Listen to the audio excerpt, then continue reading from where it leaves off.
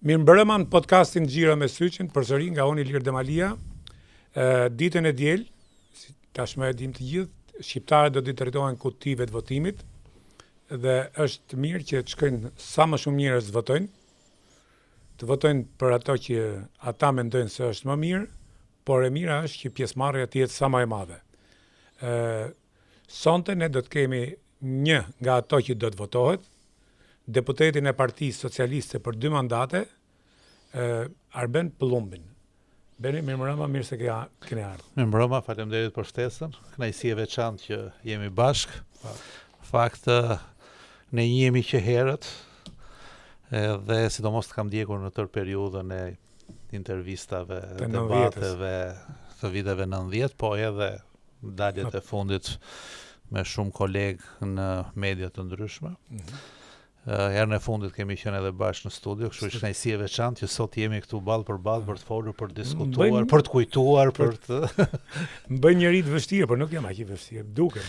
Në fakt kur të takon nga afër nuk je njëri i vështirë, po për shtypjen televizore le që je njëri i vështirë edhe njëri i cili është mirë mos e kesh përballë. Jo, për ata që nuk duan raportin me të vërtetën jam i vështirë, them drejtën. Kjo puna e raportit me të vërtetën pastaj është një çik çështje personale. Sigurisht që në rast se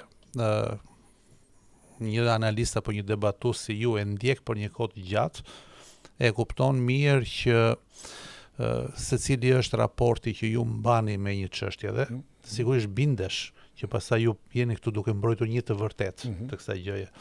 Por kur në përgjithësi njerëzit nuk të ndjekin gjatë, këtë raportin apo thua të vërtetën apo s'po thua të vërtetën, kjo shoqëria e sotme, sidomos me tërë këtë zhurmën e mediave sociale, lajmeve, fake newseve, e shumë lajmeve që hidhen e tërë kastile ndoshta edhe për ta fshehur të vërtetën, për ta ndryshuar të vërtetën, për të mos lënë që e vërteta të dalin në pa, kanë krijuar një lloj kakofonie, një lloj zhurme, ndoshta edhe një lloj edukate tek njerëzit, që e bën pak të vështirë se çfarë duhet të besojnë realisht. Edhe pse ne këtu në Shqipëri edhe e dim të gjithë që elektorati shqiptar ka ditur gjithmonë të orientohet siç duhet në momentet e përballjeve politike, prapë bëjmë gjithmonë më të vështirë përballjen. Edhe këtë zgjedhjet e 11 majit, edhe pse janë mjaft të qeta dhe më vjen shumë mirë që janë të tilla që tregojnë një lloj pjekurie më në fund politikës shqiptare që është larguar zhurmës. Mos harrojmë që u bëm 30 e ca vjet në një sistem demokracie. Dhe ndoshta është demokraci, akoma se kemi. Dakord, po gjithsesi kemi ndryshime shumë të mëdha dhe ajo që më vjen shumë më mirë nga gjithë herët e tjera është që nuk po i drejtohemi më faktorit ndërkombëtar, që tregon që kemi arritur një pjekuri të brendshme, që edhe në rast se kemi probleme brenda jemi të aftë të zgjidhim vetë, që sipas meje tregon edhe një herë tjetër që në rast se ne realisht po themi që duam të bëhemi antar të Bashkimit Evropian, politika në këtë moment po tregon që ka një lloj pjekurie të tillë që edhe mund ta bëj hapin final drejt antarësimit Bashkimit Evropian. Beni hape një temë interesante, në fakt që unë kam plan ta trajtojnë të ardhmen, çështja që ngritet ju e rrjeteve sociale. Dhe fatkeqësisht, një statistik nga studimet që janë bërë, në Helsinki në mos gaboj, del që Shqipëria në rrjete sociale ka rrjetin ka shpreh një urrëtie të madhe, kanë urrëtie, dhe unë nuk arrit kuptoj, unë mund mos bi dakord me ty, mund të jem kundërshtar i yti, por gjuha që përdoret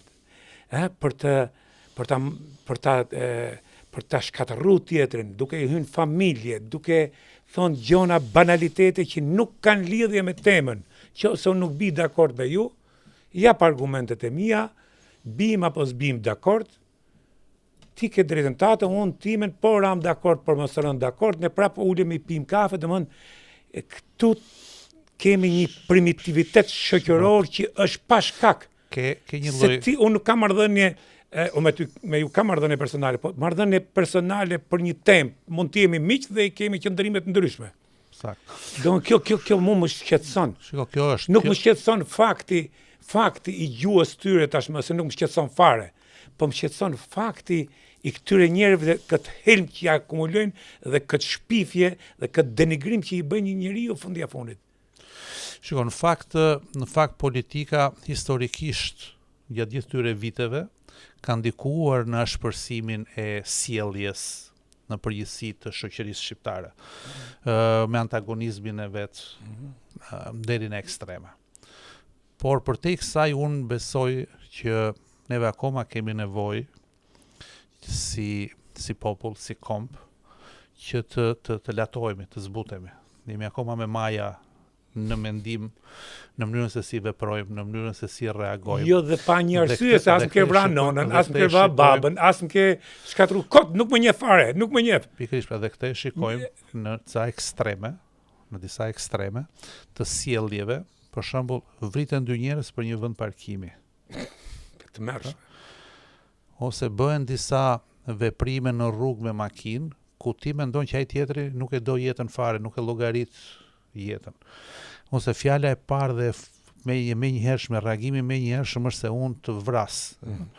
Pra, akoma brenda vetes tonë, edhe pse ka kaluar një periudhë gjatë, edhe pse shoqëria është e hapur, njerëzit kanë udhëtuar, kanë parë, kanë ndryshuar, prap akoma brenda neve kemi akoma një inat, kemi akoma një sjellje arabja, pra me njëherë nxehemi, me njëherë mund të jetë pak çështja e jugut të Europës, çështja e gjithë kësaj zonës së Mesdhevut. Njeriu e ka, jam dakord. Pak shoqëria po jo, do të zbutet. Unë të marri në aty për Edi Ramën, o të marri në atë një tjetër për Sali Berishën dhe të shpreh një gjuhë rretje, nuk po flas për etikë, ose nuk bëhet fjalë për etikë. Unë mendoj që është ajo që thatë ju, po e thatë një çik të butë, jemi alat pagdhëndur.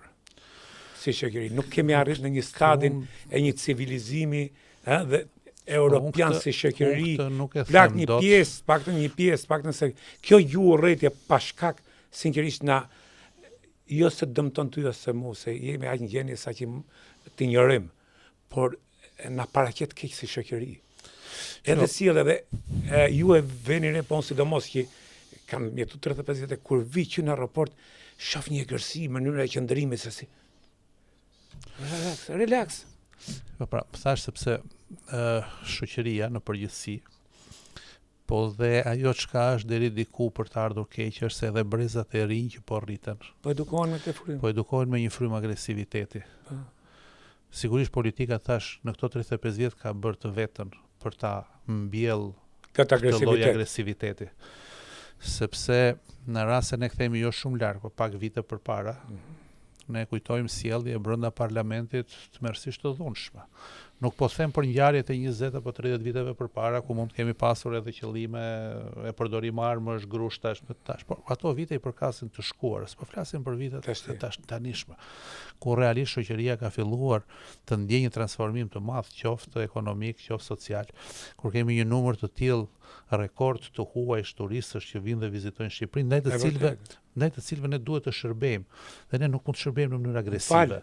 M'fal, isha në Gjirokastër, dëgjova më shumë gjermanisht, anglisht, italisht, spanjisht se sa shqip që folej aty. Pikërisht. Nga që ishin kaq shumë fluksi i turistëve dhe ishte bërë një kryevepër ajo qafë pazari ki. Do një gjë me gjithmonë që të tërhek për një tur. Mendoje pak të gjë që ti ke bërë të gjitha investimet, ke bërë Gjirokastrën, ke bërë Beratin, ke bërë Sarandën, ke rregulluar tërë qendrat e qytetit, po flas për Tiranën që është transformuar e gjitha apo Durrësin. Ke bërë aeroportet, ke bërë portet, turistët vinë, rrugët janë, dhe vete tek restoranti apo tek bari, dhe kamarieri mendon tash ti bie me pjatë kokës, sepse si pëlqeu një fjalë që i tha. Siç na ka ndodhur një rast, nuk e mbaj mend para ca kohësh në jug që ju qep edhe i jepten kofanën e makinës. Tash pavarësisht faktit se ndoshta mund të ta bëj dhe borxh, por nëse si reagon, duhet të jetë gjithmonë institucionale, vendet e civilizuara dhe të zhvilluara. Problemet nuk i zgjidhen individualisht. Nuk janë probleme personale, janë probleme që i zgjidhin institucionet. Edhe ignorancë, sepse ku shkojë, shkatërroi biznes, shkatërroi lokalin, krijoi mash keq për vendin, për vetë në vetë jetë parën. Çfarë bëni? Më mirë ta lejonte të ikte ai pa paguar $100, apo ndodhi ajo që ndodhi, e përfundoi, shkatërroi dhe eksakt, po. Këtu është ajo që ne duhet të analizojmë, paktën ne që jemi politikanë dhe kemi për detyrë që të arsyetojmë sjellje, veprime të ndryshme dhe pastaj duhet t'japim rrugët se si duhet i zgjidhim këto gjëra. Ajo çka lindër se ati nuk i punoj më logjika. Atë e kapi inati, e kapi Inati Ballkanës. Në Ballkanas që nuk mund të ma bëni mua këtë se kjo gjë është që ndodh. Pra kjo është ajo pjesa që unë them që duhet latuar. Nuk duhet reagoj me ashpërsinë e momentit, të gjithë në moment nxehemi. Por duhet kuptojmë që çdo lloj nxehje në fund fare dëmin ja bën kokën së vet. Uthulla e fortë ka një shprehje, prishen e vet, thyen në vet. Por kjo është e lehtë thuhet me fjalë, nuk është aq e lehtë të zbatohet. Unë besoj që rritja ekonomike e vendit, transformimi i tij, ky turizëm masiv i shtuar, kontakti me njerëz të cilët vinë nga një botë shumë më të qetë, njerëz që janë shumë më të qetë, rritja e sigurisë brenda vendit, po jo thjesht sigurisë fizike, edhe sigurisë ekonomike, sigurisë shëndetësore, sigurisë pensionit, sigurisë mosheqjes nga vendi i punës, të mos rrezikimit të vendit të punës, pra të një kontrate të cilat garanton që të gjitha këto fillojnë të qetësojnë pak nga pak shoqërinë. Unë besoj që jemi në rrugën e dur, në mënyrë të veçantë këto hapa të cilat final që synojmë tash ti përmbyllim në vitin 2027, sigurisht janë hapa të cilët përmbyllin legjislacionin shqiptar. Po ai legjislacion dhe ato institucione që ndërtohen në bazë të këtyre legjislacioneve do të jenë të detyruara që t'i transmetojnë edhe qytetarit shqiptar pikërisht këto garanci, këto siguri, që do të jetë një qytetar europian i qetë, sepse çfarëdo që t'i ndodhi në jetë gjithmonë do të jenë institucionet e forta të këtij vendi që do t'i garantojnë atij zgjidhjen e problemit. Dhe kjo dal nga dal do filloj ta qetësoj edhe qytetarin shqiptar. Dhe hyrja në Europë do të funksionosh me standardet europiane dhe sigurisht do të ndikojë edhe në sjelljen sociale të njerëzve. Po sigurisht, nëse neve themi që qytetari shqiptar do marrë një kartë të sigurimit shëndetësor, të cilën do ta përdori dhe mund ta përdori në të gjithë Europën sikur të jetë qytetar evropian, e njëjta gjë duhet ndodhi edhe për qytetarët evropian kur vinë në Shqipëri. Pra ti duhet të ngresh sistemin tënd shëndetësor në një nivel të tillë që ti përgjigjet edhe kërkesave që ka qytetari evropian kur vjen në Shqipëri. Nëse neve themi që neve kur të shkojmë në Europë gjejmë këto lloj kushtesh, do duhet që edhe kur qytetari evropian vinë në Shqipëri të gjejë po të njëjtat kushte.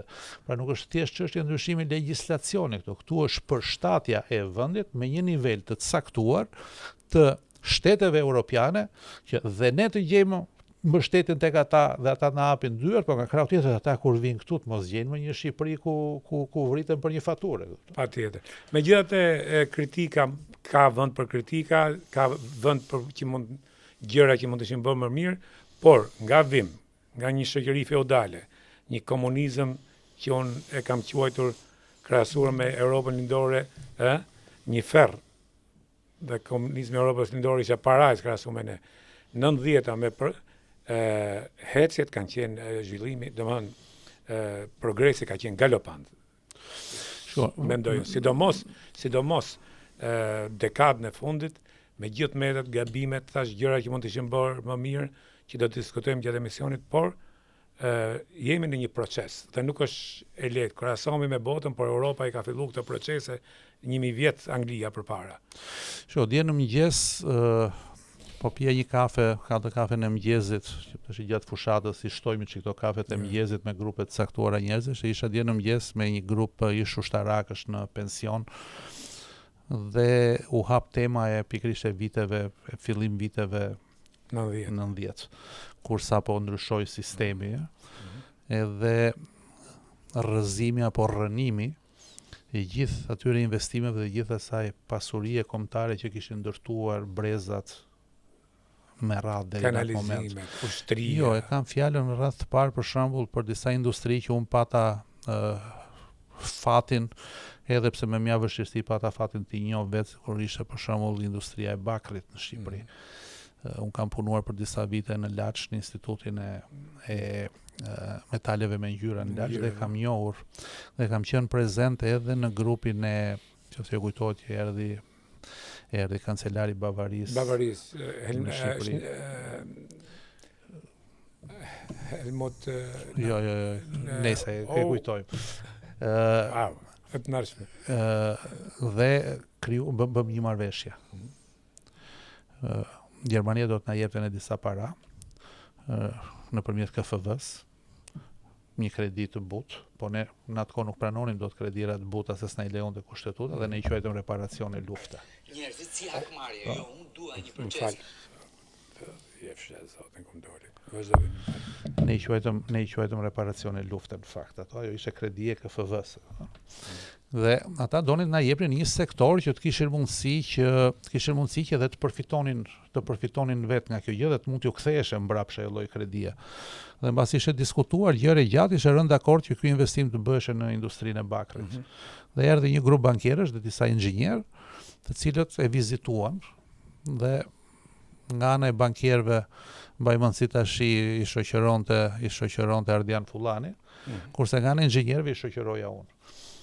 Dhe mbasi e shëtitën gjithë sektorin nga minierat, fabrikat e pasurimit, uzinat e Laçit, uzinën e telave në Shkodër, Strausi, po. Josef Strausi, uzinën e telave në Shkodër, arritën konkluzionin që vetëm disa përmirësime të vogla kishte nevojë të bënte ajo industri, kryesisht në procesin e shkrirjes dhe të elektrolizës, me disa investime, disa miliona dollar, dhe ata do ta blinin bakrin ton katodik, do ta blinin ata.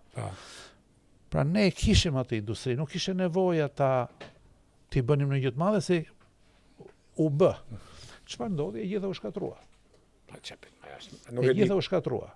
Nuk e di, ajo është bërë me qëllim, a është bërë nga padia, a është bërë nga ignoranca, apo ajo që ka ndodhur është krim. Pikërisht pra, këtë po them. Pra ky vend ka qenë uzina e precizionit në Korçë, ka qenë një moderne, ka qenë uzina e precizionit në Korçë, ka qenë fabrika e ures në Fier, që ka një fabrika të reja fare. Në kombinatin metalurgjik në Elbasan, ka qenë një fabrikë që u bë suedeze e re, fabrika nikel kobaltit. Të gjitha këto ishin investime të fundit që mund punoj, po dhe kombinator traktorëve këtu në Tiranë. Unë në vitin 81-82 kam bërë praktikat mësimore aty, dhe ai kombinat, në qoftë se e kujtoj mirë, po ndoshta njerëz që kanë marrë pjesë edhe kanë qenë pjesë atij kombinati e kujtojnë më mirë, më kujtoj që kisha rreth 12 apo 13 torno gjysmë automatike. Në vitet 95-96, pra rreth 12-13 vjet më vonë, kur unë fillova bashkëpunimin në Itali me disa kompani të caktuara që prodhonin materiale, më mburreshin se kishin 3 torno gjysmë automatike. Wow. Pra ne në vitin 82 nuk ishte fjala vetëm makinat, nëse makinat edhe blien. Po ne kishim njerëzit që i punonin ato makina. Ne kishim profesionistët. U prodhua një traktor, u prodhua ndoshta me kosto të lartë. Po ishte thjesht çështje menaxhimi e pjesa tjetër. Ishin njerëzit dhe makinat që arrinin ta bënin traktorin. Pra të gjithë kjo, shqyqyr që su prishin hidrocentralet, se atyre u kishim nevojë. Pastaj ti kujtove kanalet kulluse, kanalet vaditse. Po mime po drurët frutor që punë ju prishin, i ran plantacioneve me qershi dhe me vreshta. Me moll. Me moll i bën, qa punë ju prishin? Ajo ishte pasuri e këtij kombi, ishin brezat të tërë që kishin punuar. Nëse ne s'do ta kishim shkatruar atë, sigurisht që tranzicioni jon ekonomik, jo ky politik, se politiku do kishte zgjatur, se politiku është këtu brenda, ekonomiku bëhet më thjesht. Tranzicioni ekonomik do kishte qenë edhe më i butë, ndoshta s'do kishin pasur as 96-97 e famshme, sidomos 97-ën, se s'do kishin futur lek në firma piramidale, po të kishin pasur industrira, ndoshta s'do kishin pasur dhe eksode masive, po të kishim këtu fabrika tona ku njerëzit punonin, prodhonin dhe eksportonin. Ne do kishim qenë një vend, ne ishim një vend industrializuar. Do kishim vazhduar të ishim, ndoshta jo një vend industrializuar, po një vend me industri. Me industri të lehtë, do siguronte, se për shembull metalurgjiku është një katastrofë, do nga gjithë ato tim kur e shef kur vjen nga lart nga Peqini aty don një varrez, është varrez sot, por në momentet kur u ndërtua dhe tash të gjitha fabrikat që përpunojnë hekurin, këtë lloj pamje e kanë. Nëse është vetë metali i tillë, pra vetë procesi i tillë, furnalta, gjëra, kymra që nxjerrin. Apo ajo fabrik edhe sot që mbahet atje, duhet plotësoj standardet. Pra ne kur themi do shkojmë në Europë, për shumë gjëra. Më lejo të them një gjë se zakonisht njerëzit na vlerësojnë ne politikanëve vetëm nga debatet uzume këtë, ta mësojnë emrin vetëm po uzure. Po nuk patë sherrë, nuk ta mësojnë emrin. Kështu që pothuajse s'di një fare për punën, për ato çfarë procese të tëra që ne bëjmë në Parlamentin e Shqipërisë. Më lejo të them një gjë. Kemi aprovuar ose do aprovonim një ligj i cili kishte të bënte me eliminimin e gazeve serë. Gazet serë janë gazet cilat krijojnë efektin serë, sipër dhe hapin vrimën e ozonit. Europa ku duam të shkojmë ne, për Bashkimin Evropian, ka aprovuar disa direktiva, të cilat do duhet ti përshtasnim edhe neve në legjislacionin tonë. Po çfarë do të thoshë kjo? Kjo do të thoshë që ti duhet që disa gazra që përdoren brenda kondicionerëve ti zëvendësoje. Mendo se sa shkolla, salla, spitale, hotele duhet ndrojnë gjithë sistemin e duhet të ndrojnë gjithë sistemin sepse duhet jetë me një gaz tjetër. Eliminimi i këtij gazi, mënyra se si ai gaz, pra vetë ai që e importon pajisjen apo ai që riparon pajisjen do duhet të raportojë ditë për ditë sa gaz mori, sa gaz hoqi, ku e çoi. Këto janë çështje për të cilat sigurisht qytetari nuk informohet ose duket sikur ose ndoshta edhe si intereson. Por është një në përditshmërinë e tij sepse në rast se ne vazhdojmë sillemi të papërgjegjshëm ndaj këtyre elementeve, do vazhdojnë këto ndryshime klimatike, do vazhdojnë të na bien këto shira me këtë furi, do na krijojnë përmbytjet që na krijojnë, do na krijojnë thatësira, do ta psojë bujqësia. Të gjitha këto janë elemente për të cilat ky është një problem global. Po sigurisht, po ne duhet jemi gati, pra kur ne themi duhet shkojmë në Europë, duhet bëjmë këtë. Po di çfarë kosto është kjo gjë, vetëm ndryshimi i këtij gaz, përdorimit të këtij gazeve, që të përdorim gaze friendly me ambientin, miqësor me ambientin, dhe eliminimi i gazeve të cilët nuk janë friendly me ambientin në Shqipëri, është një investim që kalon 10 miliona euro. Atëherë si do t'ja bëjmë se duhet ta bëjmë biznesin koshient, duhet ta përgatisim për ndryshimin e këtij investimi, po duhet investime publike të cilat duhet ta plotësosh të standard. Pra futja në Bashkimin Evropian nuk është thjesht bërja e disa letrave. Që për cilë, kur flet kryeministri që duhet brenda vitit 2027 duhet plotësojmë këtë gjë këtu. Nuk është thjesht të bëjmë disa letra. Është edhe para përgatitja e këtij vendi dhe përgatitja e këtij vendi me standardet e Bashkimit Evropian. Dhe kur themi që ne jemi të vetmit që mund ta bëjmë këtë gjë, nuk e themi kot, themi të vetmit e para sepse nuk na mungon kapaciteti për ta bërë, nuk na mungon eksperjenca. Kemi kaq vite që merremi me këtë çështje, jemi në brendësi të gjitha problemeve. Dhe kemi për hapa para. Dhe dim që kemi përballë. Se po të kishim përballë në një grup njerëzish të rinj, njerëz të cilët kanë vizion, kanë aftësi, kanë energji, mbase edhe do të dukeshim si konkurrent tanët edhe mund të ta diskutonim këtë çështje. Po kush ta bëj këtë? Me këtë flasësh për këtë çështje të gazeve me Saliun? Megjithatë se po dalim nga formati, megjithë këtë që ju keni të drejtë, edhe mos edhe një opozit kaq e dobët që ju lën juve një fushë të hapur, krijon problem, mendoj unë, për demokracinë dhe për pluralizmin. Sepse është në natyrën e njeriut, kushdo që tjetë, kur nuk ka kontroll, siç thot Reagani, nuk ka qeveri të mirë, nuk ka qeveri të keqe. Ka popull që nuk keqe, ose jo të keqe. Ka popull që nuk ushtron detyrën e kontrollit ndaj qeverisë. Qartë. Shiko, sigurisht që demokracia duhet i ketë se s'bën të dyja krahët, dhe duhet i ketë të dyja krahët të forta. Sepse është si një enë komunikuese. Duhet të dyja krahët duhet të bëjnë detyrën e tyre, duhet ta bëjnë mirë dhe duhet ta bëjnë fort. Por nuk është faji jon që është krijuar ky lloj vakumi brenda opozitës. Nuk e kemi krijuar ne. Ai vakum do të mbushet, pa diskutim, se shoqëria do ta bëjë detyrën e vet, do dalin forca të reja opozitare, do dalin njerëz të rinj, do dalin forca reformuese, ndoshta edhe brenda Partisë Demokratike. Po brenda asaj partie nuk besoj. Po neve sot ndodhemi në këtë proces dhe ne flasim për këto ditë. Ajo partia dhe kjo fushat që po bëjmë për 11 majin, është një fushat relativisht atipike. Edhe për faktin që më shumë po harxojmë kohë për të parë se ku i kemi numrat në raport me kolegët, se sa ku i kemi në raport me opozitën, se praktikisht unë në zonën time nuk shikoj opozit përballë. Nuk kam njerëz të cilët të bëjnë mitingje apo të lëvizin nëpër zonë dhe unë të detyrohem të bëj sondazhe Pra të ju po bëni edhe opozitën e pozitës. Po jo, ajo si theti, është në natyrën njerëzore, pra është natyra njerëzore e një veprimi të tillë. Në rast se ne do të kishim një opozitë të fortë, e cila na rrezikonte pushtetin, sigurisht gjëja e parë me të cilën do të investoheshim gjithë bashkë ishte fitoria e pushtetit dhe mbajtja e pushtetit. Nuk e kemi këtë opozitë përballë. Tash ky nuk është faja jone, sigurisht mund të duket në momentet e para sikur është komode, mos kesh një opozitë forte. Po nuk është e tillë. Sistemi i demokracisë nuk funksionon. Duhet kemi debat. Debati gjithmonë i shëndetshëm, nga debati askush nuk humbet.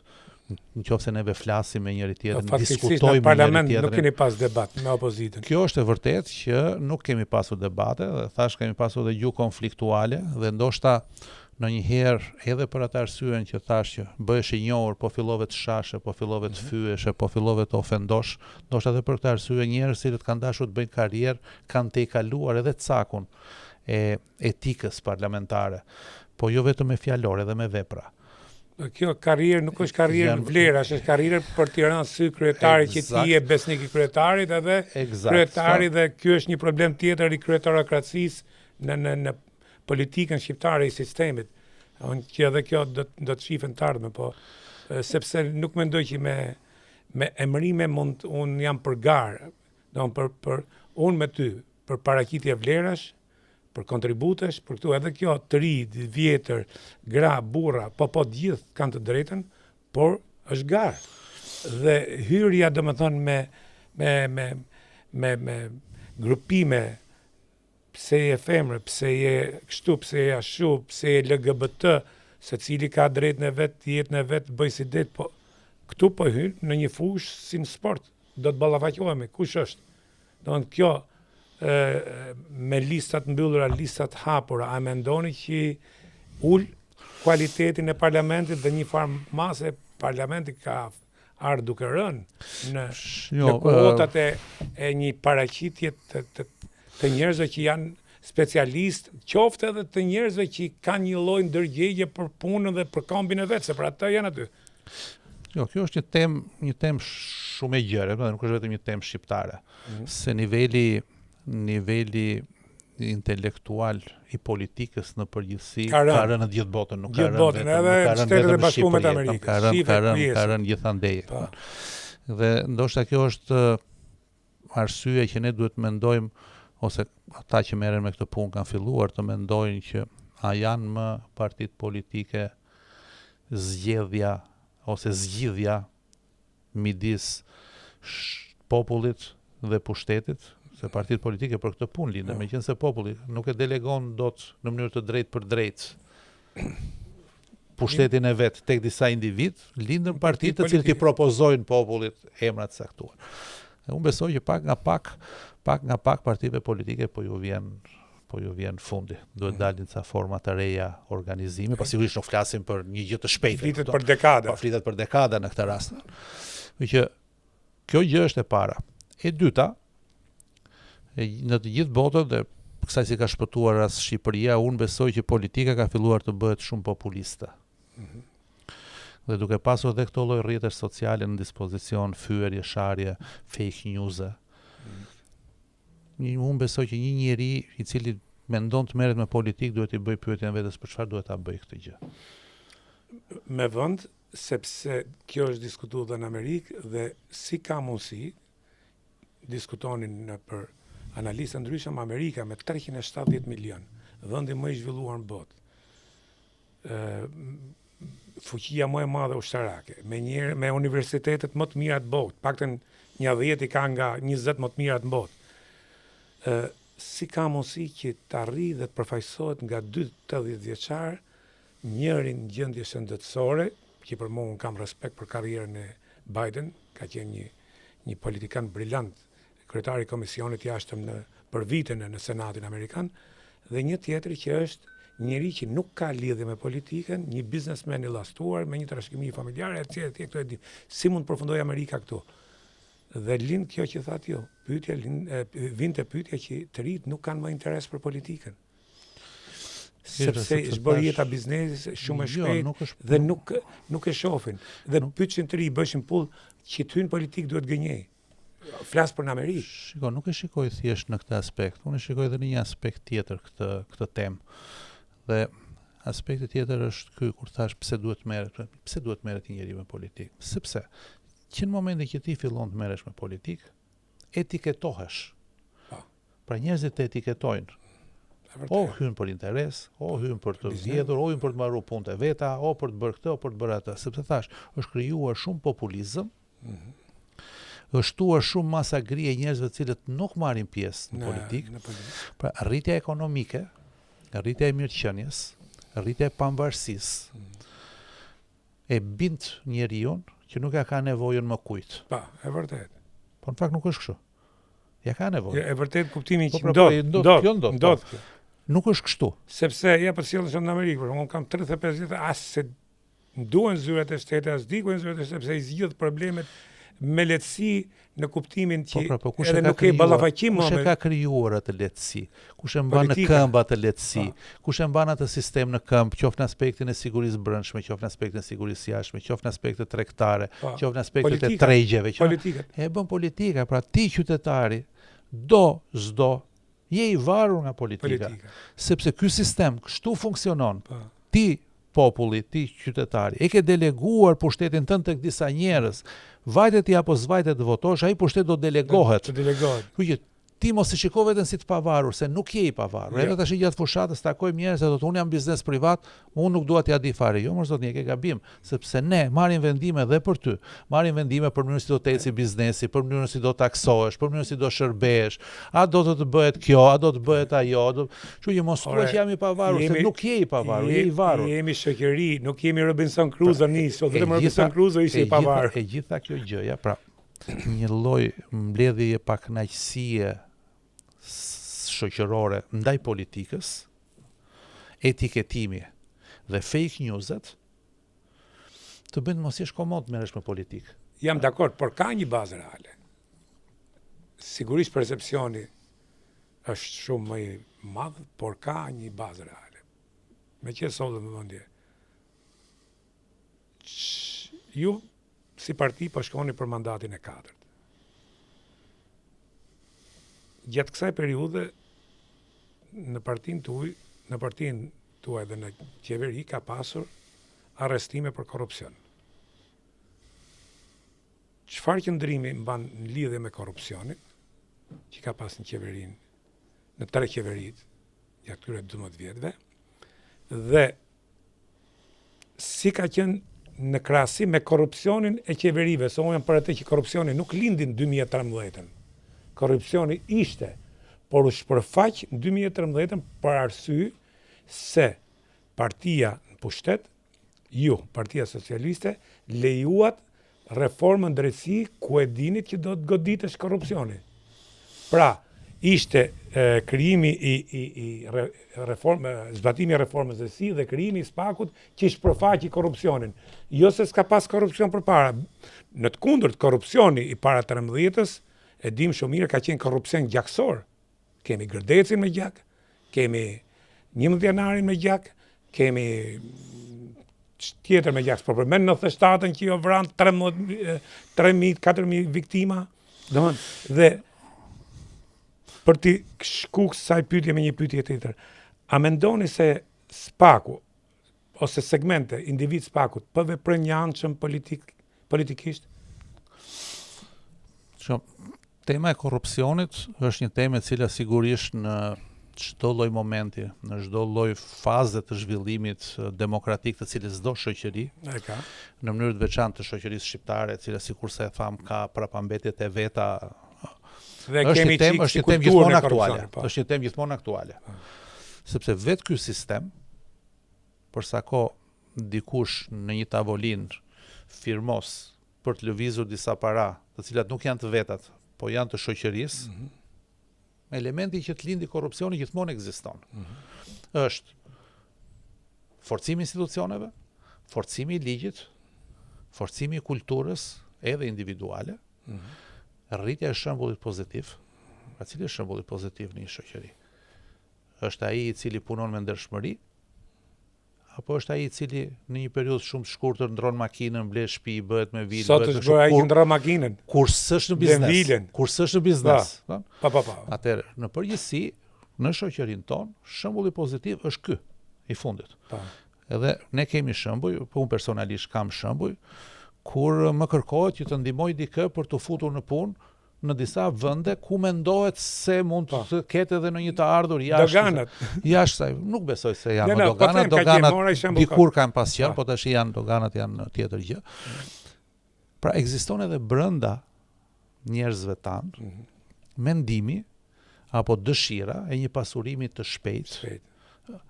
Dhe ky është problem social, e cila pastaj se të është bëhet baza edhe për korrupsionet të një niveli më të lartë. Sepse nuk mundet dot një titullar, cili do qoftë ky, në cilin do shtet qoftë, që I vetëm të bëj korrupsion. Në qoftë se nuk ka një drejtor, në qoftë se nuk ka një vartës, në qoftë se nuk ka një njeri I cili gjithashtu dëshiron. Po që që kërko privilegjen, që je parë. Në qoftë se nuk ka një biznesmen përballë I cili bën pra. Është pjekja e shoqërisë, ndërtimi I institucioneve, forcimi I ligjit dhe e gjithë kjo ngrehin në themelet e tyre ka sistemin e drejtësisë. Në qoftë se ti ke një sistem drejtësie I cili reagon në mënyrë të drejtë ndaj këtyre fenomeneve, to janë fenomene që shkojnë drejt zbehjes së tyre. Do ketë gjithmonë, përndryshe s'ka pse të ekzistonin institucione të cilët e ruajnë këtë gjë, por duhet të zbehet dhe nuk duhet të jetë me një plagë sociale. Që neve sot ndodhemi në një fazë që ti nuk mund të pretendosh të bëhesh antar I Bashkimit Evropian pa pasur një drejtësi e cila funksionon në mënyrë të pavarur. Dhe ajo çka edhe kryeministri artikulon me shumë të drejta të dorëzimin e asaj shpatës tek drejtësia, që ishte një pushtet që ndoshta mund të ishte shumë komod ta kishte politika, të vazhdonte ta kishte në dorë këtë gjë. Por një ditë dikush duhet ta bënte këtë hap. Dhe këtë hap e bëri Partia Socialiste me Edi Ramën. E mori përsipër ta bëj këtë hap. Tash ky hap I bërë është hapi I duhur, I drejti. Se çfarë problematika është lindin gjatë këtij procesi? Se asnjë proces nuk është që në hapin e tij të parë I konsoliduar, u mendua gjithçka që në fillim siç duhet.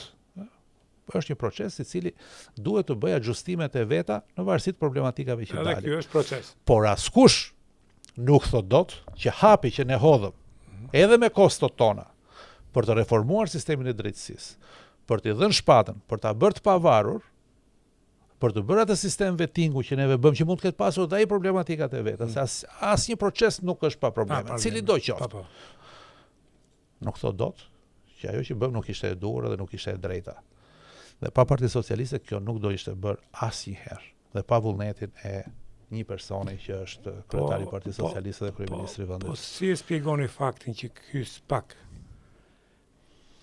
që përfaqëson institucionin e ri drejtësisë, në reformën që ka dalë nga reforma në drejtësi, ka një qëndrim kaq të vakët, shumë mirë ka bërë që ka arrestu nga këto tre qeveri që kanë qenë gjatë këtyre 12 vjetëve, kush merr paret publike të japi llogari, por si ka mosi që mban një qëndrim kaq zbet, karshia ti korrupsioni gjaksor që ka qenë para se ju të vini të pushtet.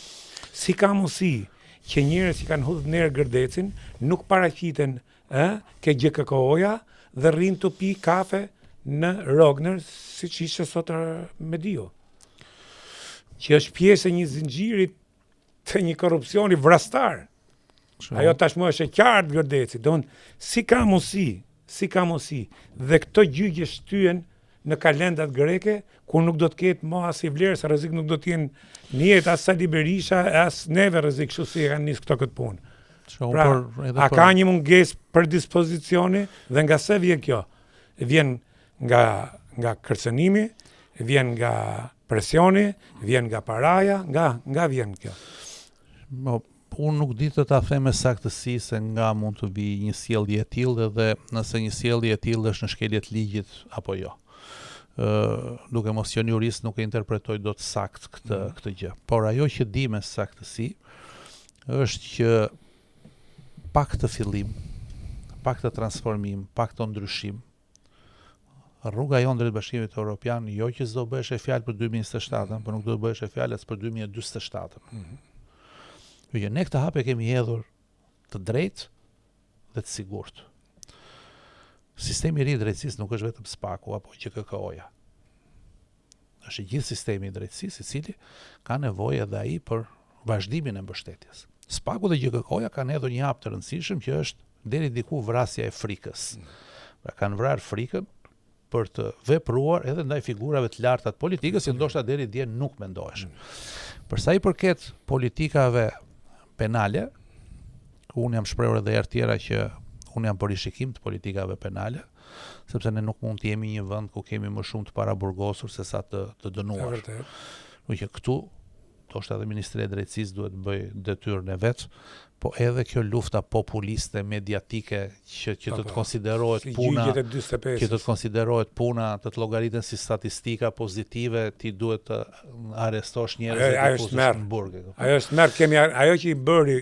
Ajo çka është e vërtet. Kemi realizuar statistika, çfarë po bëti? Vida po bë. Ajo çka është e vërtet. Dhe ju e dini, fal që po të dini shumë, kryetari i Bashkisë së New Yorkut ka 12 akuza, vazhdon detyrën dhe vazhdon të procesin gjyqësor. Për të ardhur një pyetje, a keni qenë dakord me mënyrën, jo për hetimin le të bëj, për mënyrën si u arrestu Erion Veliaj dhe si u arrestu Ilir Meta? Jo, ajo që po doja të thoja është kjo që në rast se neve shikojmë numrat, SPAK-u në të gjitha të paraburgosur ka vetëm 9%. 91% të tjerë i kanë prokurorit normale. Pra, nga që njerëzit janë të interesuar më shumë me këtë tifozllëkun për politikën, e kapën këtë, e arrestuan këtë, e bën këtë, bie në sy kjo gjëja këtu dhe është e përqendruar gjithë vëmendja ke SPAK-u. Në fakt janë burgjet e mbushura plot nga një politikë penale prokurorësh të cilët merre futen në burg këto se pastaj e shikojnë mbrapa. Pa ai njeri i cili futet në burg e para dëmtohet për gjithë jetën vet. I dëmtohet familja. I ikën një pagë. Është në kosto dhe në ngarkim të shoqërisë, sepse ti duhet ta mbash, ta ushqesh, ta paguan për të. A në rast se nuk është e detyruar, pra nuk ndodh kjo, s'prish një provë, s'bën një gjë, vepra penale e cilën ka kryer nuk është e tillë që e kërkon domosdoshmërisht. Duhet kemi një politikë më të lehtësuar, forma alternative të bërjes së gjërës, dhe të largohemi këtij mentalitetit populist shqiptar që të fusin në burg, se futja në burg konsiderohet sikur ti ke bërë detyrën. Në fakt detyrën e bën kur ti zbaton me rigorozitet ligjin, kur ti qytetarit i jep garancinë dhe sigurinë që në rast se është i pafajshëm, ati nuk do t'i preken lirit dhe të drejtat e veta. Dhe kur flasim për rrugën evropiane, pak më para folëm për gazet serë, po edhe këto do të duhet të garantohen në mënyrë të padiskutuar, sepse mund të vijë një qytetar evropian i cili të bëjë një vepër këtu. Dhe sigurisht do të përballet me këtë drejtësinë tonë, dhe ajo drejtësia duhet i garantojë dhe atij të njëjtat liri dhe të drejta që i garanton vendi dhe shteti i vet.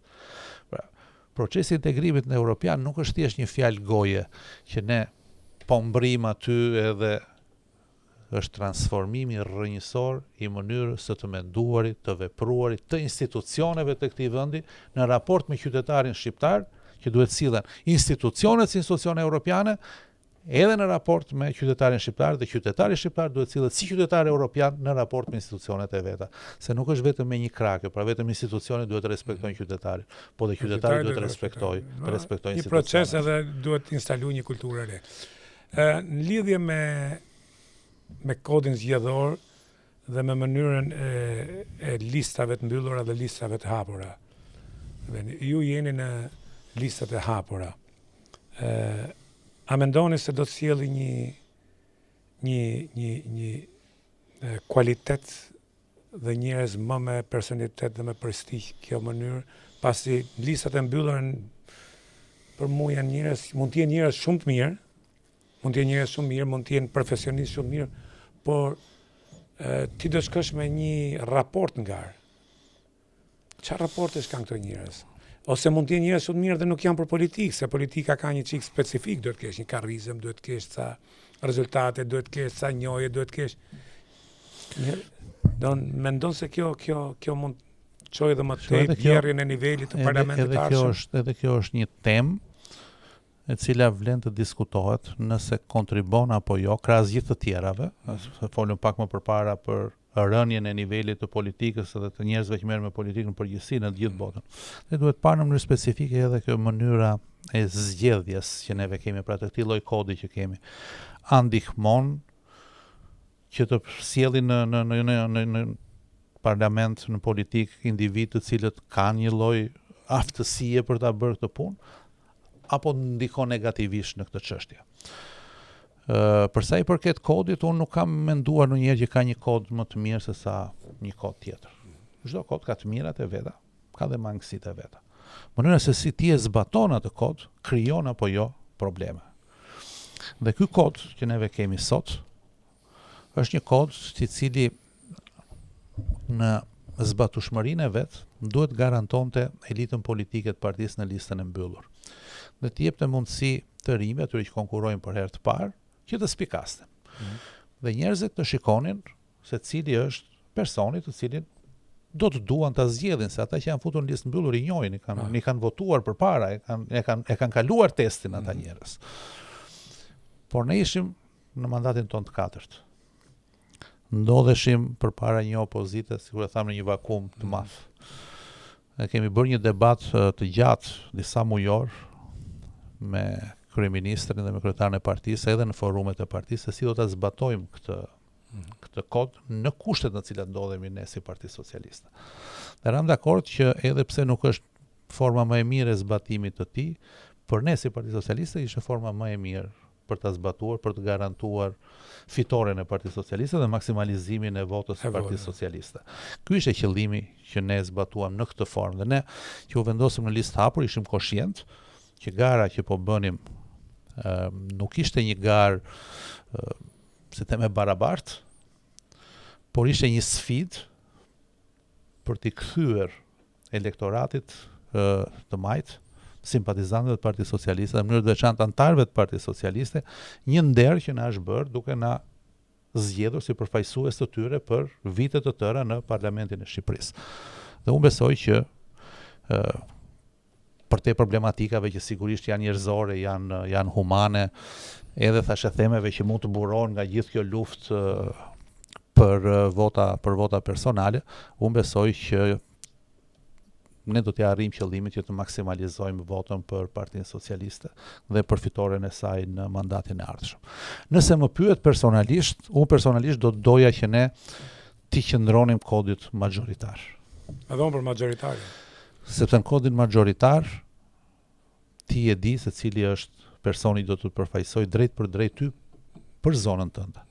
Dhe problemet e tua i lidh me këtë individ, dhe individ, punët e veta i lidh me atë zonë. Ja, kështu s'ka përgjegjësi asnjë. Ne praktikisht jemi deputet qarku, kërkojmë vot në gjithë qarkun, nga ndonjëherë votojmë më shumë në një zonë tjetër se sa në zonën ku drejtojmë strukturën e Partisë Socialiste. Diku të vi që kërkoj si përfaqësues i zonës, që kam përfaqësues zonë, kam ju kam Braçën, kam edhe ky populizmi pastaj që deputeti shikohet sikur të jetë punojnë si komunales lagjes që duhet merret me dritën, me kanalin, me këtë, me atë, kur realisht ne në asnjë takim që bëjmë, po ta them personalisht unë, në asnjë takim që kam bërë, askush që kam pasur përballë nuk ka ngritur një çështje që ka të bëjë me parlamentin.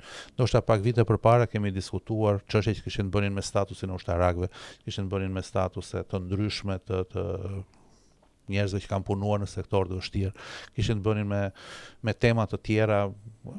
Pak nga pak këto tema filluan të zbehen se ndoshta ne i zgjidhem pjesën më madhe. Dhe vetëm atë temë të cilën jemi ndeshur, kemi thënë është çështja e pensioneve. Po çështja e pensioneve nuk është një çështje e cila zgjidhet me as ajo që thotë opozita me kry kalin e qyqës, dhe nuk është Unë është një gënjeshtër kështu që nuk e di kush mund ta besoj që thotë do t'i çe pensionet 400.000 do t'i bëj këto se nuk i dalin shifrat ku do i gjesh. Ato po të kesh qenë një herë në pjesë administratës dhe të kesh lexuar një buxhet shteti, e kupton shumë mirë se nuk i del llogaria, i duhet kaq, buxheti është kaq, atij i duhet qose sa GDP-ja jon, 7 bilion, 8 bilion.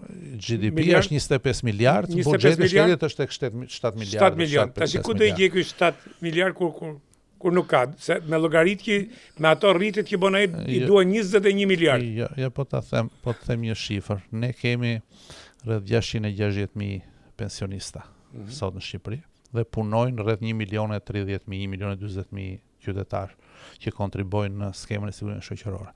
Për të përballuar pensionet sot duhen rreth 1.5 miliard. Me këto pensione që kemi sot. Vetëm ai bonusi i fund vitit 50 euro për 660.000 pensionista është 33 milion euro. Dy të tilla që i japim 66 milion euro. 66 milion euro. Tash 66 milion euro dhe prap pensionistët nuk i zgjidhin në një gjë të madhe, është thjesht një shenjë respekti dhe vlerësimi brenda mundësive që ka vendi, që ka vendi. Ti të mendosh dyfishimin e pensioneve, do të thotë të duhen dhe 1.5 miliard të tjera. 1.5 miliard tjera nuk e ku i gjen zotri, nuk dalin, nuk i ka buxheti këto lekë. Ti të mund të dyfishosh pensionin, do duhet që ekonomia e këtij vendi të rritet edhe një herë sa që është sot, që ti të mund të bësh një dyfishim pensionesh, dyfishim pagash, por ne kemi bërë e morëm me 9.5 miliard, shkuam 25 miliard GDP-n, buxheti ka qenë diku ke 3 miliard, sot është 7. Sigurisht, bëm një reformë të jashtëzakonshme në 2015 në reformën e pensioneve, se përndryshe do kishte ngelur pa pensione, ashtu siç e kishte konceptuar ajo qeveria më parshme, dhe bëm një super reform pak më përpara të pagave, që e çuam pagën mesatare, kaloi 900 euro, sot është gati 1.000 euro paga mesatare. E pa konceptueshme 3-4 vite më përpara. Po jam dakord me se kjo ka ndodhur edhe në perëndim, që janë rrit pagat, po janë rrit çmimet shumë të tepër, ka një lloj inflacioni, se jam dakord, ka që janë mundësi, si thonë edhe ti do të kishe dëshirë që të kishe të ardhur 1 milion muj, flas dollar or whatever. Po problemi është që edhe çmimet janë rrit shumë dhe jeta nuk është më e thjeshtë, sidomos për pensionet. Ja, kjo është një temë e bukur për shembull, që do të ishte një temë që duhet ta diskutojë gjatë fushatës këtë gjë. Po s'jepet mundësia të flasësh për këto tema për shumë. Po se duan urrë. Tash është kjo gjë, pa diskutim. Pa diskutim që arritur çmimet, askush nuk e mohon. Po ne e kemi se sa është rritur, se është çështja e indeksimit. Pra sa kemi pasur inflacionin? Inflacioni është pikërisht rritja e çmimeve. Nëse ti ke pasur një inflacion në kohën e pandemisë, i cili vajti 8-9% apo 10%, ajo reflektua tek çmimet. Pa inflacion radhë sot është prapë në kuotën e 2.1, 2.2, 2.3%. Dhe ti e ke indeksuar vazhdimisht edhe pensionin, edhe pagën, i ke indeksuar me inflacionin. Ajo që bëmë me pagat është reform, pra ne nuk është se indeksuam, ne i rritëm. Në disa vende u dyfishuan pagat. Kjo është reform. Dhe që ta bësh këtë gjë, do të thotë që të lejon ekonomia, pra të shritur ekonomia, se ka një debat madh mes ekonomistëve. Pra është rritja e pagave e cila prodhon ekonomia, apo është ekonomia që prodhon rritje pagash. Unë bëj pjesë ke grupi njerëzve që besojnë që është rritja ekonomike ajo që prodhon rritje pagash. Ne patëm mundësi të ndryshojmë pagat, pikërisht sepse patëm rritje ekonomike. Rritja ekonomike na lejoi që të rrisim pagat. Rritja ekonomike do vazhdoj të na lejojë që të rrisim dhe pensionet. Nëse ti sot thua në këto kushte ku jemi, thua unë do të rris pensionin, do t'i bëj kështu, jo që është thjesht një utopi. Po është një mashtrim, se është e pamundur të bëhet. Për mashtrim kjo gjë. Është e pamundur të bëhet kjo gjë. Ti mund ta bësh, po duhet mos investosh asgjë, pra duhet të mos hedhësh asnjë investim kapital, pra ti lesh rrugët siç janë, të ndërpresësh ekurrudhat, të ndërpresësh investimet në bujqësi. Ti ndërpresësh të gjitha këto, po mund të ndërpresësh dhe ti japësh të gjitha për paga e për pensione, dhe pastaj ekonomia e këtij vendi do ikë kokë poshtë, do shkojmë prapë në 97-ën. Atë nuk e marr për bazë. Problemi është që megjithatë ka dhe do të ketë dhe ka në gjitha vendet dhe perëndim ankesa, ke Francën, në Gjermani, se si ankohen, sepse kemi të bëjmë me një krizë botërore tash në ekonomi. Por ajo që desha të them dukshëm shikohet që Partia Socialiste do të marrë përsëri majorancën në ditën e diel. Problemi është çfarë mendoni do të bëj Partia Socialiste me mandatin në 4 ose çfarë duhet bëjnë ndryshe? Atëherë ose kush janë pikat që duhet për shembull 1, korrupsioni, çfarë do të bëj me korrupsionin? 2, çfarë do të bëj me pensionistët? 3, çfarë do të bëj me ta themi ja ti marrun me radhë gjitha. Për shembull me një administratë më të vogël. Ja ti marrun gjitha me radhë. Mos kemi ndoshta një administratë fryrë. Duke qenë që vazhdoj akoma të drejtoj Komisionin e Veprimtarive Prodhuese të Tregtisë dhe Mjedisit në Parlamentin e Shqipërisë, të paktën për shumë tema që kanë të bëjnë me energjinë, me infrastrukturën, me telekomunikacionin, me bujqësinë, me mjedisin, me turizmin, jam i familiarizuar nga puna që kanë bërë. Kështu që mund të hyj edhe në detaje të kësaj që folëm, se çfarë do të bëjmë. Sigurisht Partia Socialiste i ka nisur reformat e veta. Nuk ka për të bërë ndërprerje reformash, për të bërë ca super reforma të tjera, se ne i kemi nisur reformat tona, vendi është transformuar, ka filluar të transformohet, duhet të çojmë ato në stadin final, të cilat të fillojnë dhe të prodhojnë një mirëqenie më të mirë për njerëzit dhe vazhdimin e rritjes ekonomike të vendit dhe rritjes së prodhimit të përgjithshëm bruto. Por ajo që është e rëndësishme është që ne duhet të vazhdojmë të mbështesim reformën në drejtësi, konsolidimin e saj, duhet të vazhdojmë të japim mundësi që ajo të funksionoj, po jo thjesht të funksionoj si statistik, po të funksionoj që t'i krijoj pamundësinë individit dhe dëshirës tij për të korruptuar apo për të pasuruar shpejt. Pra vazhdimi mbështetjes së drejtësisë së re. Ndoshta në një ajustim që duhet bërë dhe ata duhet ta mirë kuptojnë, sepse bashkë me ta duhet bëhet dhe ajustimin, e nuk e bëjmë me kokën tonë se duam ne ta bëjmë. Pra kanë lindur disa problematika që vetë ata i kanë sjellë në Parlamentin e Shqipërisë, që duhet i rregullojmë bashkarisht, se si të thash, asgjë nuk mund të jetë menduar që ditën e parë perfekte, që duhet i ajustojmë, duhet vazhdojmë të mbështesim.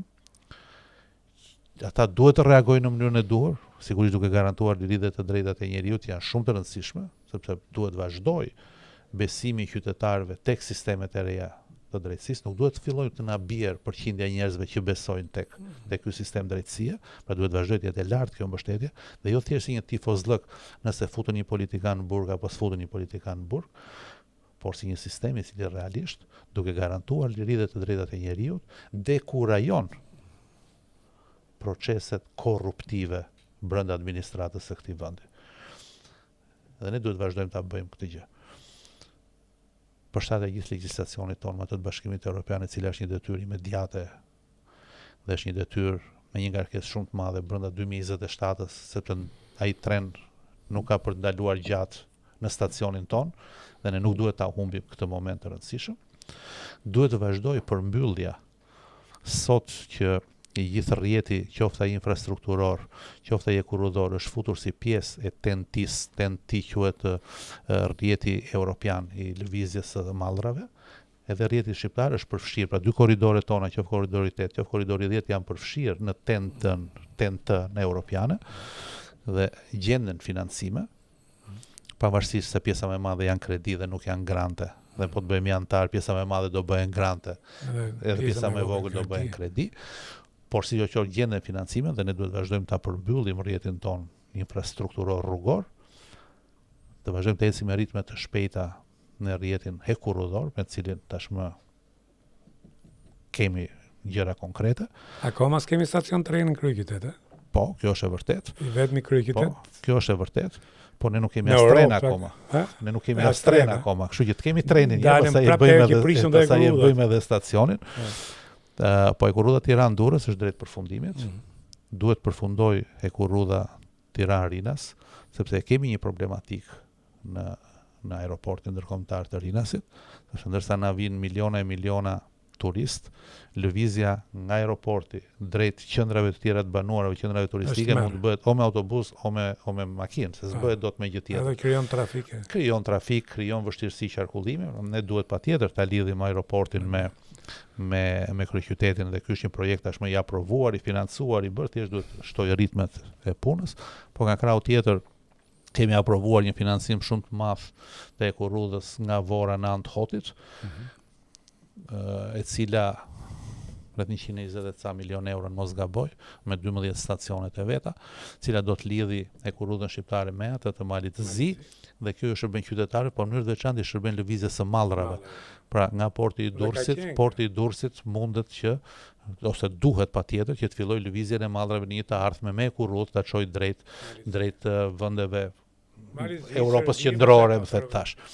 Dhe ajo çka po diskutojmë gjerësisht është vendosur nga ana teknike, po duhet të fillojë koncepti i fizibilitetit, është lidhja e portit të Durrësit me Prishtinën, me Ekurrudhë. Dhe është menduar që pjesa e parë që ne e çojmë deri në Shkodër dhe pastaj nga Shkodra do shkojë në Prishtinë Ekurrudha, e cila duhet financohet nga dy qeverisë, sepse Bashkimi Evropian akoma nuk na i ka mbështetur këtë projekt. Nga krau tjetër kemi financuar tashmë Durrës Rogozhin, po duhet vazhdojmë të lidhim Rogozhinën me Vlorën dhe Rogozhinën me Qafën e Thanës. Një projekt tjetër që duhet të nxitojmë ta bëjmë është lidhja e aeroportit të ri të Vlorës me qytetin e Vlorës, sepse edhe aty do ndodhemi brenda të njëjtit problem, që do të vinë, do të ulen avion, do fillojnë miliona turistë të shkelin Vlorën, po si do lëvizin nga aeroporti drejt qytetit të Vlorës apo drejt jugut me makina dhe me autobusa, vetëm do krijojnë trafik, do bllokojnë Vlorën. Pra dhe aty duhet të mendojmë dhe të paraprijmë çështjet të kësaj natyre. Nga krau tjetër, që thash, betejat e mëdha në lidhje me ambientin, në lidhje me bujqësinë, në lidhje me sigurinë ushqimore, janë çështje shumë të rëndësishme. Çdo ditë dhe çdo sezon ndalin problematika që kanë të bëjnë me sigurinë ushqimore, e cilat ne duhet vazhdojmë të forcojmë institucionet e këtij vendi, besueshmërinë e qytetarëve ndaj këtyre institucioneve. Duhet vazhdojmë të rrisim turizmin, po jo turizmin masiv më, duhet të rrisim turizmin elitar, që të fillojë të prodhojmë më shumë para dhe më pak mbetje, se shtimi i numrit të atyre që vinë në fund fare na krijon një problem shumë të madh me lëvizjen me largimin e mbetjeve që krijohen. Dhe ne nuk jemi për akoma një vend i cili mund të mburret me mbetjet dhe me trajtimin e mbetjeve të veta. Edhe për gjithë problematikat që na kanë lindur me të drejtë apo pa të drejtë, kjo është një temë tjetër, por duhet të përballemi edhe me këtë çështje.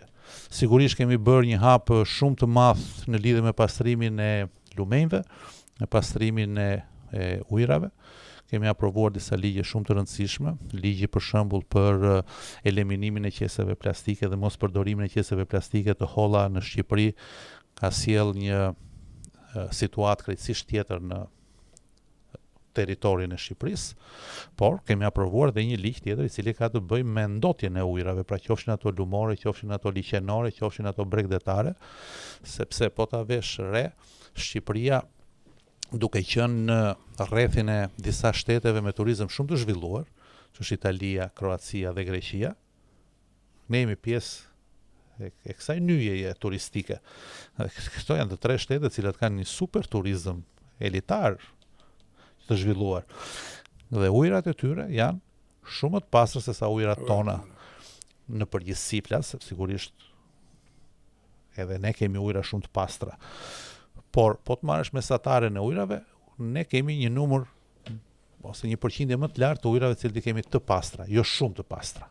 Dhe do duhet që t'i kalojmë siç i kanë këto shtete, pra që të kemi ujra shumë të pastra. Për këtë arsye kemi bërë ndërhyrje të rëndësishme në ligjin për menaxhimin e këtyre burimeve, për mënyrën se si duhet të derdhen ujrat, si duhet të shkarkohen ujrat atje, si duhet pastrohen, si duhet bëhen. Këto gjëra që ne kemi filluar tashmë t'i vëmë në jetë, duhet t'i përfundojmë mandatin tjetër që kur Shqipëria në 2030 të jetë antare e Bashkimit Evropian, ne një pjesë të mirë të gjërave në të cilën Europa ka mbritur me kohë dhe ju funksionojnë normalisht, fillojnë të na funksionojnë edhe ne këtu, sepse thash, që do gjinen shumë mirë qytetarët shqiptar kur shkojnë në Bashkimin Evropian, po do duhet që dhe qytetarët evropian kur të vinë këtu të pretendojnë të njëjtat kushte siç kanë në shtetet e tyre. Pra kjo është një rrugë me dy kahje.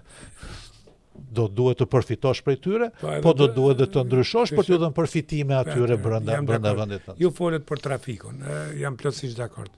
Por problemi është, unë shikoj vetë që në Tiranë është bërë një makt trafiku. Ndërtimet vazhdojnë.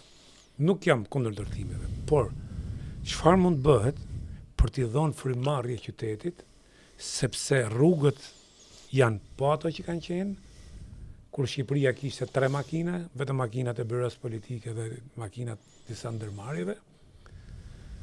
Dhe sot ti ke makina pa fund dhe vazhdojnë shtohen makinat, vazhdojnë dhe ndërtimet. Dhe sigurisht kur dal mjes e lej makinën këtu dhe dal në këmbë gjithë ditën, nuk ja vle. Dhe si do unë jetoj kam jetu në Boston, kam jetu në New York, pa dyshim dhe atje trafiku, se mos New York është një tmerr, një makth.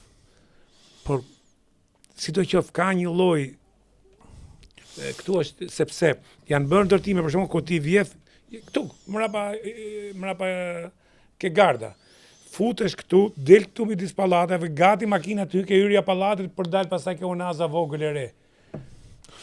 Si do t'i hipet dhe mendoj që këtu besoj që ne si majorancë jemi të qartë se çfarë duhet të bëjmë. Edhe për hir të detyrës edhe për hir të faktit që në këto 4 vjet kam drejtuar edhe grupin informal të Gjelbër dhe kam qenë në shumë konferenca, debate edhe brenda vendit me shoqërinë civile për çështjet e ambientit, ndotjet që ka ky qytet, që sigurisht kanë filluar të përmirësohen në mënyrë rrënjësore. Tirana në aspektin e ndotjeve është shumë larg asaj që ka qenë para 10 vjetësh, pra jemi përmirësuar ndjeshëm në këtë aspekt. Por ka një gjë. Nëse ti shikon ditën e premte. Unë nuk ju ngarkoj ju me përgjegjësi për këtë gjë, sepse kjo kjo është një gjë që ka filluar keq në 92-shin me atë vërshimin e njerëzve që erdhën duke grabit toka, duke ndërtu ku dëshin publike njëra tjetër, dhe tash ju ka gjetë një moment shtut ndërtimi dhe ju ka gjetë një moment që s'dini si të veproni, është shumë e vështirë. Domethënë kjo është një përgjegjësi e gjithë qeverive. Këto janë çështje tash të cilat kërkojnë një diskutim më të thelluar. Pra nuk kërkojnë thjesht një zgjidhje imediate të gjë, si do ta zgjidh sot. Do ta zgjidhim gjën sot, po duhet mendojmë se si do ta zgjidhim mbas 10 vjetësh, edhe mbas 20 vjetësh, edhe mbas 50 vjetësh. Atëherë, çfarë na bëri vaki? Rritja e menjëhershme e turizmit dhe e numrit të turistave, e Airbnb-s, shtëpive me qira, tash, solli një të ardhur, ndoshta edhe të pa deklaruar tek qytetarët, e cila u reflektua menjëherë për hir të edhe të atij mentalitetit që kemi ne që përpara se sa të mbushim frigoriferin, vëm dhe blem makinën. Blem makinën, pastaj s'kemi lekë të hedhim karburant, po makinën e blem. Që u shtua numri i makinave në mënyrë të menjëhershme. Në harkun e 2-3 vjetëve në dijenin time, numri i makinave në Shqipëri është rritur me 50-60%. Nga statistikat e fundit në mos gaboj jemi midis 950.000 1 milion makina në Shqipëri, kur jemi 2.4 milion banore. Dhe po ta vesh ditën e premte të shtunë dhe të diel, ti nuk del dot nga Tirana. Se është gjithmonë e trafikuar. Është gjithmonë e trafikuar. Nga një anë tregon rritje të mirëqenie sepse njerëzit patën mundësi të blenë makina. Nga krau tjetër krijon probleme sociale dhe për atë që ka makinën, po edhe probleme të ndotjes së saj. Tash në të gjitha debatet ose konferencat ku unë kam marrë pjesë, ju përmendët New Yorkun, asnjë qytet nuk ka arritur dot ta zgjidhi plotësisht këtë gjë. Zgjidhja e vetme që sot mendohet është dekurajimi. Pa ti dekurajojmë njerëzit që të përdorin makina.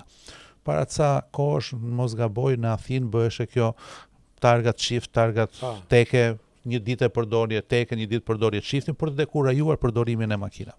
Po për te kësaj diskutojmë sot se çfarë mund të bëhet në Tiranë apo në përgjithësi.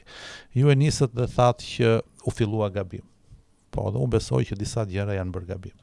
Për shembull, ndërtimi i autostradave në gjurmën e rrugës ekzistuese, për mua ka qenë gabim. Dhe vazhdimi i këtij gabimi prapë është gabim. Simbas këndvështrimit ti mos e ke mund drejt, po unë kështu e mendoj. Jam dakord, jam me ju. E parë, e dyta, nëse ne Tiranës i themi metropol, kush banon në metropol, duhet i bindet kushteve të metropolit. Në rast se të pëlqen ambienti i pastër, shkon jeton në fshat, nuk jeton në metropol. Metropoli ka kushtet e veta. Sikurse thatë ju, New Yorku është një qytet i cili ka trafikun më të madh, ka ndotjen më të madhe, ka zhurmën më të madhe, po ka dhe biznesin më të madh që prodhon aty brenda. San Francisco. Atëherë, zgjidhjet janë dy. O do futesh në tokë, o do ngrihesh mbi tokë. Se nuk ka zgjidhje tjera. Me rrugët ekzistuese ti s'ke ku vetëm, pasur parasysh edhe faktin që vendi pësoi atë transformim demografik që pësoi dhe të gjitha periferitë u zone, u ndërtua ndoshta edhe keq, Jo keq, po. Të mos i ashtu kësaj gjë. Dhe këtu në kam përsëritur të këtë tjerët, më fal, veni, që për shembull astiri që ngelet në mend. Këto njerëz erdhën, grabitën prona. I grabitën dhe i lejoj ajo për politikë që të grabisin prona publike deri private kujtun dhe i shfrytzuan këto prona 30 vjet dhe kur vje puna për të bërë diçka në interesin publik, siç u bën Aza, këta domethënë dhe i jep një apartament dhe kundërshtojmë e duan këtë sipërfaqe, duan këtë, domethënë në Shqipëri ka ndodhur ajo që është legalizu krimi si legalitet.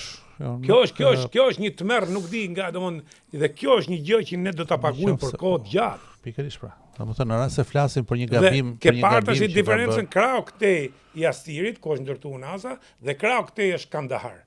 Unë e kam thënë, po të isha dhe të kisha fuqi, do t'i shkatarrojsha të gjithë dhe këtyre njerëzve po t'i kërkosh ato pronat që kanë në ato qytetet e tyre nga fshatrat nga kanë ardhur të vrasin. Kurse këtu thonë jo, është prona ime, pse se ja legalizoi politika për interes politik, për t'i përdorur politikisht dhe legalizoi krimin. Kjo është domethënë se prona është e drejtë natyrore dhe e drejta elementare, ku fillojnë gjithë. Jam pjesërisht dakord me këtë gjë, që kjo nuk duhet kishte ndodhur, duhet ishte bërë e kontrolluar, u bë për qëllime elektorale, për qëllime votash, në tash po u bë. Në fund fare qytetari është ai që ka më pak faj në këtë gjë, edhe pse erdhi dhe zuri një tokë apo zaptoi një gjë, ti të drejtën e tij për të jetuar më mirë nuk ja mohoje dot. Jo, më edhe kam shkuar në Amerikë për jetuar më mirë, por nuk kam zonë tokën kujt. Po sepse gjetej një shtet konsoliduar atje. Jam dakord. Tashti, ne nuk mund të zgjidhim një plagë sociale duke krijuar një plagë të re sociale. Ne kemi kosto për të paguar për ignorancën që patëm në ato vite. Do duhet ta paguajmë dhe sa më shpejt ta paguajmë dhe sa më shumë bashkëpunues të jemi për zgjidhjen e këtyre plagëve sociale, dhe këtu bie dakord me ju që thatë që tashti duhet të tolerojmë një çik për hir të zhvillimit, për hir të përmirësimit të jetës edhe të kësaj familje, edhe të lagjes, edhe të zonës, po edhe të gjithë qytetit. Edhe të gjithë qytetit. Pavarësisht se mund të humbësh disa metra, pavarësisht se mund të humbësh disa gjëra. Por politika e majtë që neve kemi zhvilluar në këto vite s'ka lënë askënd jashtë. Pra pavarësisht faktit se si e more tokën, se si e bëre, ti erdhe ndërtove sipër saj, investove ca kapitale, bëre ca gjëra, ne nuk kemi lënë askënd jashtë pa kompensuar, pa bërë një. Kjo ishte një plagë sociale e cilën duhet ta përballojmë gjithë bashkë, nga të ardhurat tona si shoqëri, do ta zgjidhim këtë çështje. Po ajo që po thoshim lidhur me mobilitetin, pra me lëvizjen e mjeteve, ne kemi dy mundësira, ose do të hyjmë në tokë dhe të bëjmë metrot, ose do duhet të ngrihemi në nivel 2. Pra të bëjmë rrugë si për rrugëve. Gjë që nuk është e mundur këtu këne. Janë të gjitha me kosto të mëdha, dhe vetëm do të shikosh cila është më rentabël e cila është më e mundshme për ta bërë. Dhe të gjitha këto zgjidhje ne nuk i bëjmë dot, po nuk jemi antar të Bashkimit Evropian, se Shqipëria nuk i prodhon dot këto kapitale brenda buxhetit të vet që të mund të zgjidhë këtë problem kaq të rëndësishëm. Prandaj edhe një herë tjetër mbështetja për Partinë Socialiste, mbështetja për numrin 5, mbështetja për Edi Ramën, që të mbyllim ciklin në 2027-ën, të bëhemi teknikisht antar të Bashkimit Evropian, të mund të kemi të drejtën e futjes së dorës në fondet e Bashkimit Evropian që të investojmë në Shqipëri për zgjidhjen e këtyre problematikave, sigurisht se kanë bërë vende të tjera rreth e rrotull, ne i dim ku ishin dhe ku mbritën mbasi u bën antar të Bashkimit Evropian, i shikon që u kanë lulëzuar të tëra infrastrukturat, kanë rrugë ku shikon shkëmbesh me një makinë në një orë, me gjithë ato rrugët i kanë, pikërisht sepse Bashkimi Evropian ka pasur disa antar të fuqishëm, ndihmon disa antar të cilët janë në proces të zhvillimi. Dhe kur e thashë ne në këto 4 vjet duhet vazhdojmë të përqendrohemi që ta përfundojmë rrjetin ton ekurrudhor dhe rrugor, kam parasysh pikërisht të tëra këto problematika. Por për sa i përket për shembull Tiranës si kryeqytet, ne kemi aprovuar një fond jo të vogël dhe ka filluar investimi për të bërë korsinë e gjelbër, ku duhet lëvizin vetëm autobusët e këtij vendi.